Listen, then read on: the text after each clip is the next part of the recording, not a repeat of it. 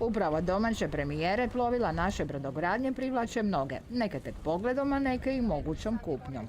Ovo je performance cruiser koji je prepoznat već u svijetu kao izuzetno dobar i brz brod, snažan i sa jako dobrim jedriličarskim performansama, ali i velikim komforom što je jako teško postići u jednom brodu.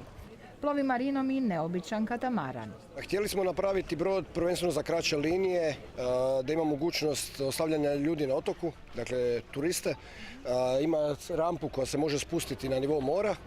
Boat show okuplja i mlade koji pokreću nove ideje, električna plovila i hidrokrila. Trenutno tražimo sponzore ili investitore za naš projekt kako bi mogli nastaviti dalje. Razvijamo električna plovila kako bi se testiralo, znači kakva bi velika plovila bila, ili teretna ili putnička. Ako bude sve radilo, bit će jedan od najnaprednijih brodova te vrste u svijetu trenutno. Doplovili u Biograd i oni veći, najveći.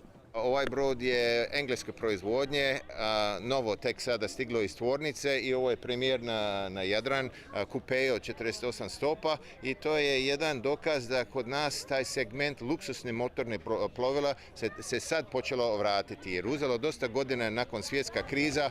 Nedaleko ovog uplovila i naša domaća mega jahta. Ovu godine nam 19. sajam i 19. po redu da smo stvorili rekordan sajam po veličina, broj izlagača, ima preko 320 izlagača. Rekordna godina pred iduću još veću jubilarnu.